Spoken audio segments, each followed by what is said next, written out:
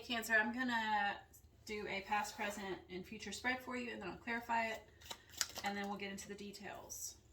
You got King of Wands in reverse for your past position.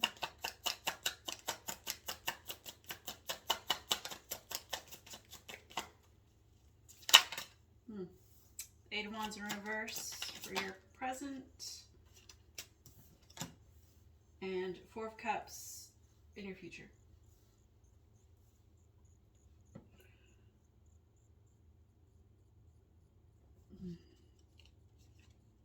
Okay. The High Priestess in reverse is at the bottom of the deck as your overall energy.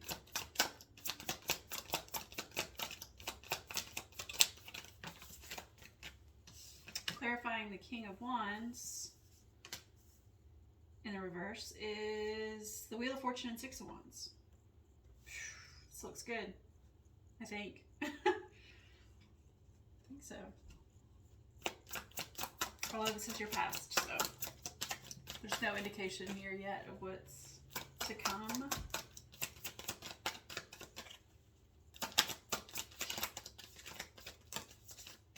Knight of Swords, clarifying the Eight of Wands in reverse.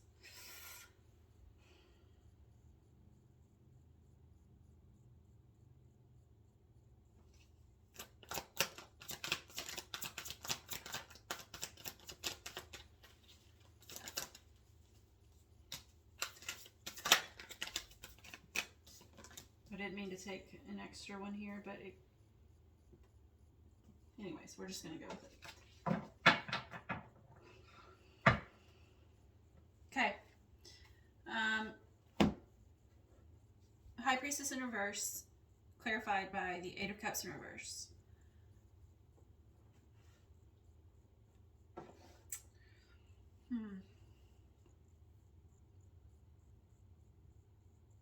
This is like not being able to leave behind hidden knowledge.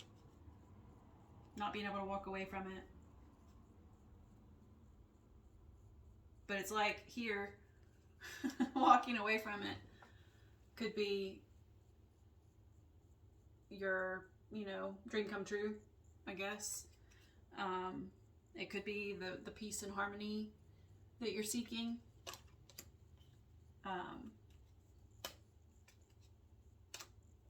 That was underneath your overall energy. So yes, your overall energy, an inability to leave behind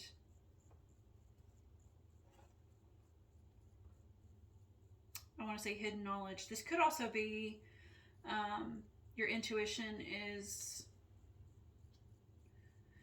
sort of feels like your intuition is failing you. It's not picking up on. No, I don't feel that. I don't feel that. This is more of just like an inability to walk away from hidden knowledge. Secrets, maybe.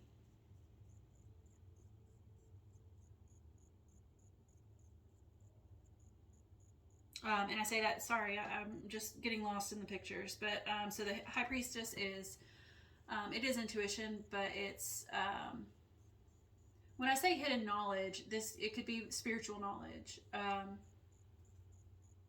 It doesn't have to be, but typically it is because she's a very spiritual card here. She sees behind the veil. She's got the access to the Akashic records, right? What was, what is, and what will be.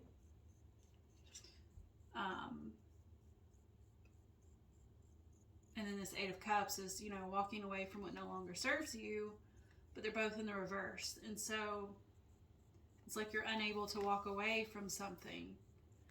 You're unable to leave something behind, to let go of something. And I think it's knowledge of some sort here.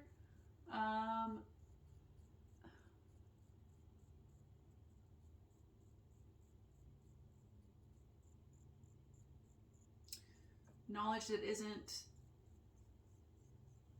widely known. That's the best way I can put it.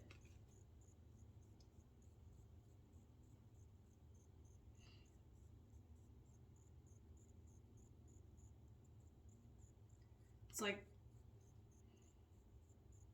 you feel in the dark about something and you can't let go of that feeling. But underneath it is the Ten of Swords, which is what I was saying with the star, is that this could give you peace if you would, like, let those negative thought patterns and whatnot end. Let it go, right?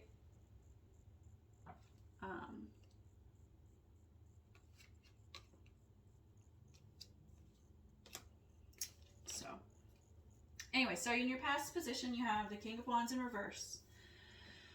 The reversal of the King of Wands is very brash, harsh.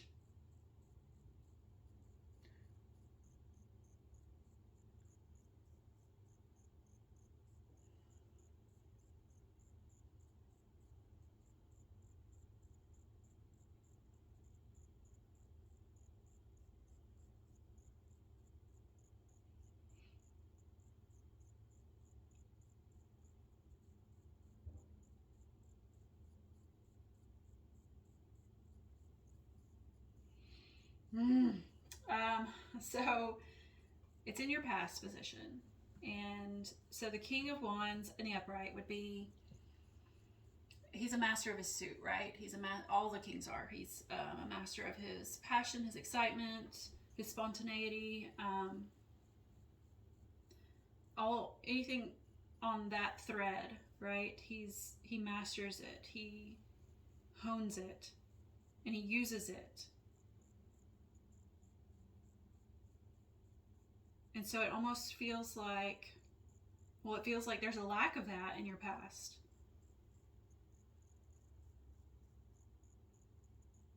But it doesn't feel like a bad thing. It almost feels like there was brashness. That's what I called him, like harshness, even firmness, but to a significant degree, right? Maybe a harsh degree, right? That turned the wheel of time. It changed everything, but for the better, because you have the Six of Wands. It changed everything with the Wheel of Fortune, but it was for the better. With the Six of Wands, the Six of Wands is victory. So it's like this harshness, this brashness, whatever this was. Maybe that was just you standing your ground, defending your boundaries, defending your passions, your heart, you know, what it is that's important to you, defending that maybe. And maybe it didn't come out in the nicest of ways, but it definitely changed things for the better. Huge shift in your trajectory for the better. And this may not have been you, this King of Wands. This could have been someone else, their brashness and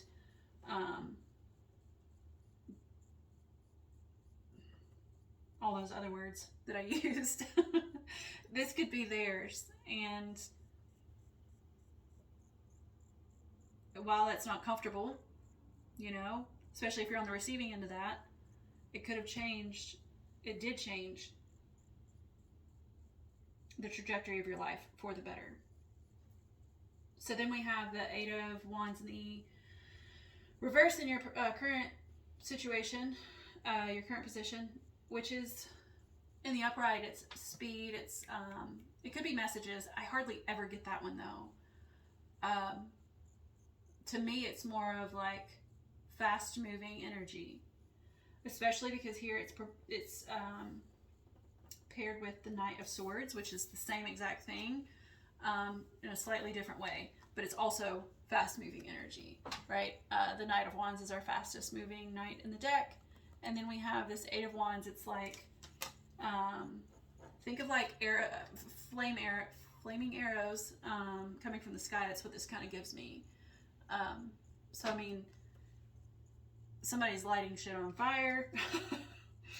To me, in this current situation, it feels like just a lot of stuff is happening at once, right? You've got a lot of energy flowing, you've got a lot of movement happening. But being that it's in the reverse could potentially mean it's the opposite of that, or that there's a blockage of it.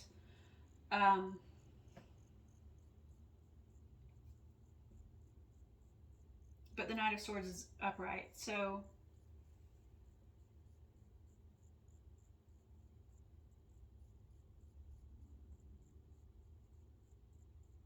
I almost want to say like fast forward movement on something that you've got going on in your life is causing something else to slow down.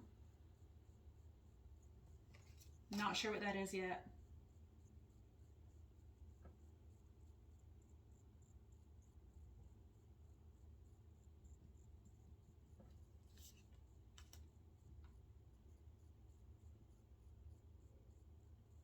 Or the opposite, the lack of movement on something, which could be this letting go, right? The letting go of that not knowing, right? The lack of knowing, letting go of the lack of knowing, not moving forward on that, not making strides to let go of that lack of information.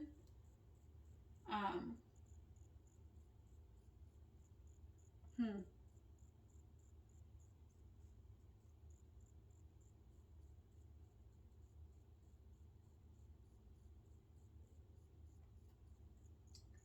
Hmm. Hang on. It doesn't feel right.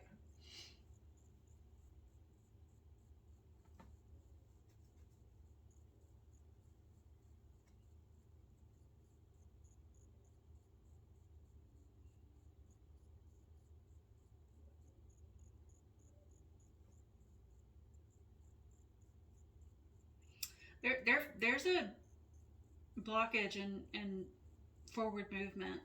I'm not really sure. I mean, I guess that could be it. This could just be implying that this is your blockage in that movement forward. This is your blockage in forward movement, right? If we're, yeah.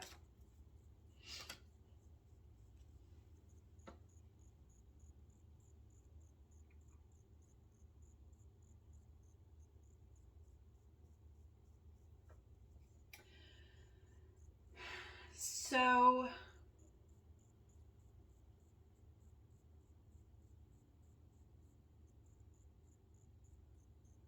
your future energy is the Four of Cups, clarified by the Three of Swords in reverse and the Five of Pentacles in reverse. The Three of Swords in the upright is a heartbreak, a disappointment, like a strong ass disappointment, not just any.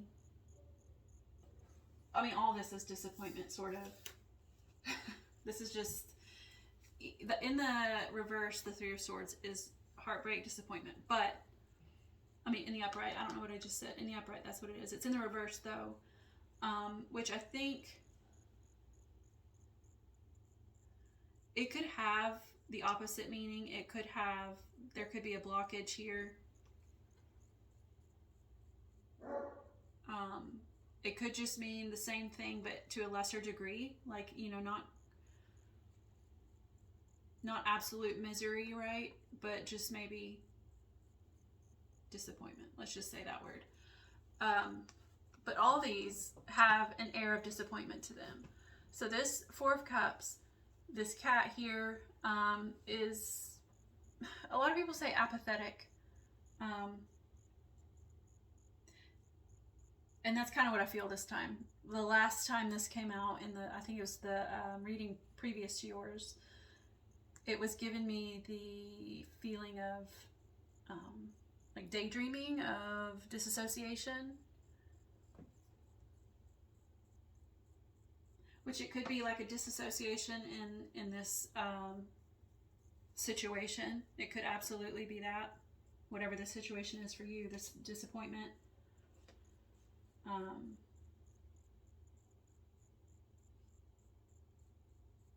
And then the Five of Pentacles is the card of being left out in the cold, of not receiving what it is that you feel like you deserve, or even what you need. Like you're not even getting your needs met.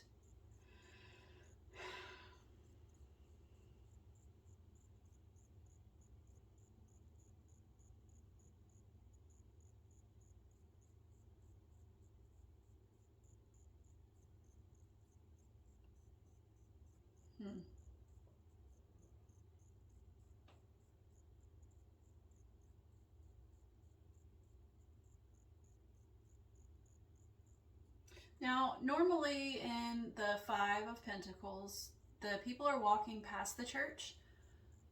These two are walking towards it, though. Like straight towards it. So while this could mean like apathy and regarding, or as a result of apathy, as a result of a disappointment and not feeling like you're getting what you need. The people in this Five of Pentacles, they are walking toward the church, straight towards it. Like they know that in there is shelter and provisions and things. And because this Three of Swords is in reverse, I feel like this is more not apathy, but daydreaming of what it would be like if your heart wasn't broken, and if you had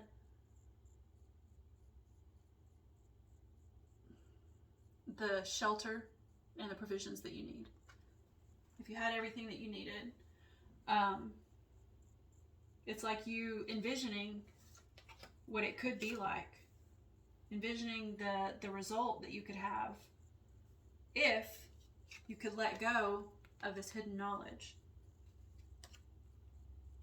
and end those negative thoughts and find peace and harmony and balance.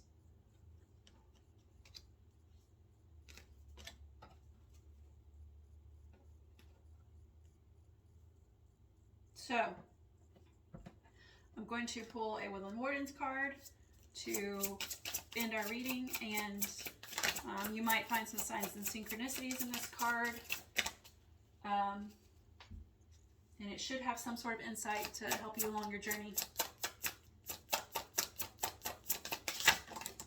You got two cards. You got the Snail and Huckleberry in reverse. It says trust in the invisible. And then you got the Mouse and Buttercup, innocence.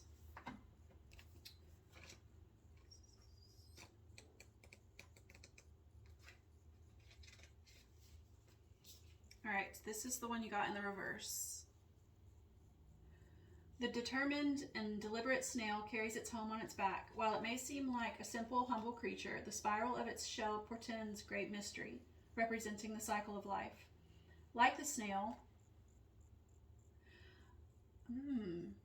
So if this were... Sorry, I'm pausing here. If this were a more spiritual reading, then the context here, or the overall energy would be... like this card says, trust in the invisible, trust in that hidden knowledge, right?